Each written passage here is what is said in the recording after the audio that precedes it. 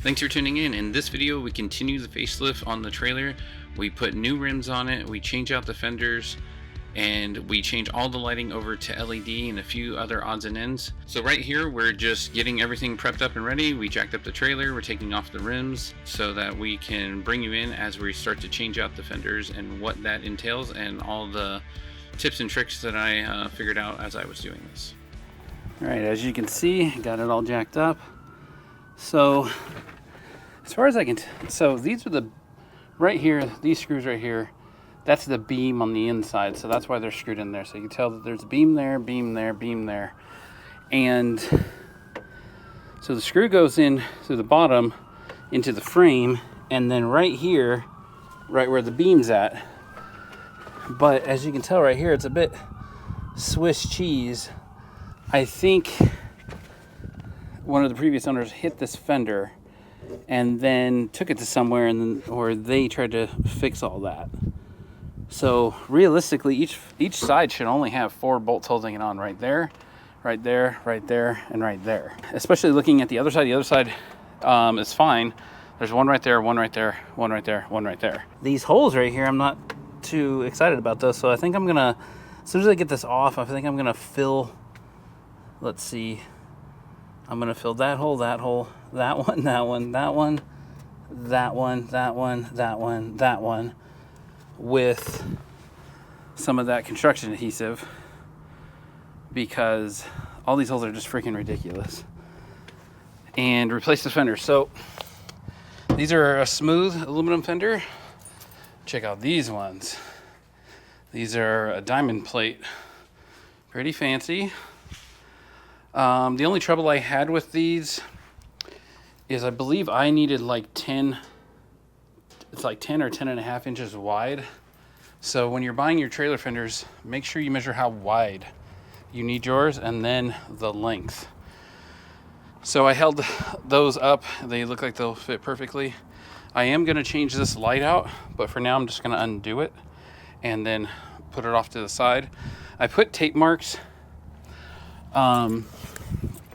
right here so that I know the height of this fender, and then I put one right there so I know how far out it goes, and one right there as well. I believe right here, once I get it all lined up, I could just put a clamp right there, line it up, and then run the bolt through here, and then it should be pretty easy, hopefully, but we'll see. So that's what I'm on to next. Okay, so this might seem overwhelming, but just take your time with it. I measured from the back where the drawbridge opening is at on the back of the trailer. I measured from there because it's a flat edge and the trailer fenders are closer to that end. So I measured from there over, and I used all that masking tape to help figure out where it was, and I measured off the other side so that they would at least be even. And I did fill in all the holes after cleaning this part with that construction adhesive. So just take your time on this. It might seem overwhelming, but it's not so bad. Now what I'm going to do is I'm going to pull off this little cap here, because this is a easy lube. And before I do everything, it already looks like there's a nice amount of grease in there. I'm going to just make sure that these have plenty of grease, because I've never greased this before. I can hear it squirting. Oh, here it comes. Get it a nice good round.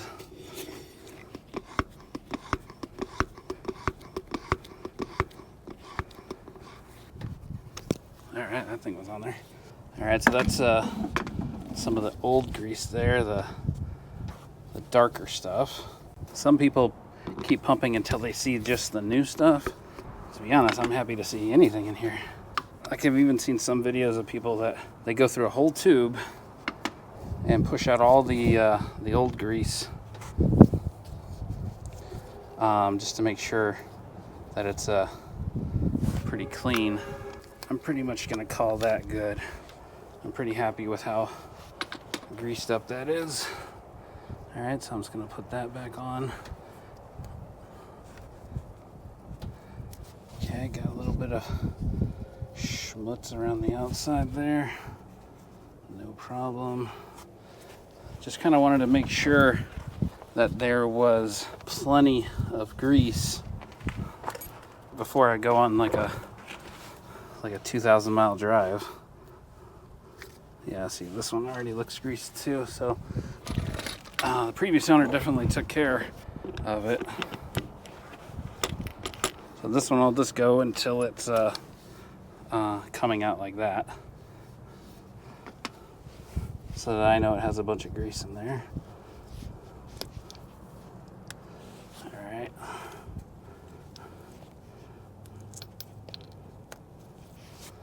Alright. And that's that. Alright, so right here I'm cleaning the drums with acetone to get all of the loose particles and dust and just everything off, so that they have a better chance, the paint has a better chance of sticking on there. So the prep work is always, you can always tell the prep work afterwards to see how good of a paint job it was. And right here I'm using masking tape to cover up the threads on the studs, so that I don't get any paint on there and don't have any problems putting on the lug nuts. Right here I'm cutting cardboard and just sliding it around the axle so that I can minimize the overspray on the trailer.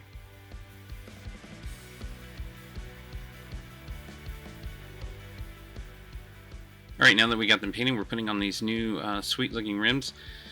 The brand of these rims is Raceline and the model is 870 Element. I really like these rims. They're not too flashy, but they're just enough class on them so that they don't take away from anything, and they just add just the right flair to the trailer. I'm pretty happy with them. I'll have a link in the description so that you can see them and what other rims Raceline has. Wow, hard to understate the transformation this side of the trailer has gone through.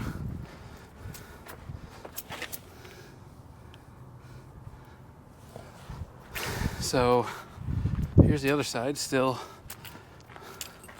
same old, same old.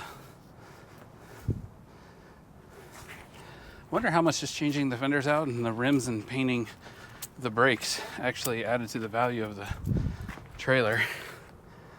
So, like I said, we're gonna change this light later because I gotta drill holes for the new one. But I wasn't initially gonna go with the red, but that's all I could find at the auto parts store. I mean, there was black, but I wanted something with color. I actually wanted like a really dark silver or gray metallic, but I didn't have that. But hard to say that red doesn't make it pop. But alright, I'm gonna knock out the other side now. Alright, we're doing everything the same as we did on the other side. Jacking up the trailer, putting it on jack stands, and then taking off the wheels. Going to change out the fender. Pretty much same as the other side, except this side doesn't have a bunch of extra holes in the fender, so this side turned out to be a little bit easier. Alright, so right here I'm putting masking tape, just marking out exactly where the edges of the fenders are, so that way when I take them off I know, at least have a reference point. I definitely recommend doing this. It just helps out that little bit. Alright, on this side I got almost the whole family involved, using wood clamps to hold the edge of the fender onto the frame of the trailer, and then we're running the screws in and trying to get those through the same holes. The self-drilling, self-tapping screws that we're using are just slightly bigger than the old ones. And then on this side we're doing the same thing. We're greasing the bearings, and then we're going to clean the drums and then paint them. Such a difference after you're done painting and you put on new rims. Hard to understate what a difference that makes. Okay, so we're pushing the trailer back in, and now we're going to get started on the LED lights. I do have the 12-volt power source hooked into the 7-pin connector, and I periodically plug that in just to make sure that the connections that I'm currently making on the trailer so the lights work. It's definitely good to do that instead of you just rewiring everything and then not sure if everything actually worked. Right, these brake lights were a little tricky due to the fact that there's a running light and a brake light, so there was there was more going on with those rather than just a positive and negative connection. There was a high and a low beam basically, so these took a little bit more fiddling to figure out because I had to trigger the brake light and then I had to trigger the running light to make sure that they were different brightnesses, and to make sure I did that on both sides, so that way when I hit the brakes, one wasn't brighter than the other side, and, you know, so they weren't inversed. So a little bit more fiddling, but it wasn't that big of a deal. Definitely a power source. Being able to run all this individually definitely helps. These top of fender lights were a little tricky due to the fact that they there wasn't a lot of wire sticking out, and you don't want a lot of wire sticking out because then it has to slide back in, and then it has to bolt down on top of the fender. And the old fenders were smooth, and these ones have the diamond plate finish, so there was a little bit of fiddling there to get it perfectly straight. Okay, so the last odds and end is these little ramp bumpers. Surprised I actually found these. They were pretty, I thought they were going to be a lot harder to find. Then I found the bumpers that go on the hinges. I had to use some ones for like chair feet, but I'll explain that in the video. So I'm just putting some construction adhesive just to make sure that they're nice and sealed on. So it's these two back hinges and then the one for the bathroom.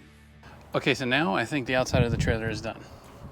So I put on new rubber landing feet. The old ones had been, I don't even know, like dragged or something. I don't know if you could see that. It's definitely got a big like wedge shape from being dragged. I might change out these bolts eventually. These, on the other hand, the ones that were on there were just thin and some of them were off. The closest thing I could find were like chair feet. So these are actually meant for like a chair, but they work fine. And I put some construction adhesive on them and then wedged them in. So all of the spots that have these types of hinges needed them, so I put them all on. So those are all ready to go. Let that construction adhesive sit for a while, but I'm really happy to do that. So new lights. These actually had like a chrome bezel that went around them, but I kind of didn't like it, and it kind of cut off part of those lights. This is a little bit cleaner of a look in my opinion. There's nothing really else chrome on the vehicle. I mean, you might think that's chrome, but that's actually just aluminum, polished aluminum, so are those. So everything on the outside is ready to go. I still need to torque down the wheels, but that's pretty self-explanatory. I also did get some locking lugs that I'll put on, but for the most part, everything is done. All LED lights all the way around. It all looks pretty good. We have some updates that we need to do on the inside. We're going to be adding a refrigerator and things like that. So want to stay tuned to the next episode for that. Also, probably should get over and clean it. The only other step that I might do on the outside is silicone around these. I think we might do that depending on how much time we have before we're about to leave. But the whole front end looks sweet. Very excited about how that looks. I'm having some issues with this wheel on the bottom. I don't know if it's because of how unlevel the ground is here, but it does not want to turn very easily. And it could also be because I have twin axles. This thing doesn't give a lot to side, like at all. So that could be one of the issues as well. But all right, thanks for watching. Thanks for sticking around. But yeah, I'm super excited about this.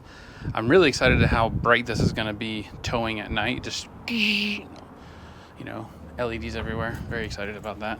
You know what else is cool is like these rubber bumpers now hit instead of the, yeah, see, those hit now instead of the actual door itself. So that's pretty cool. It actually has a little bit of a give to it now.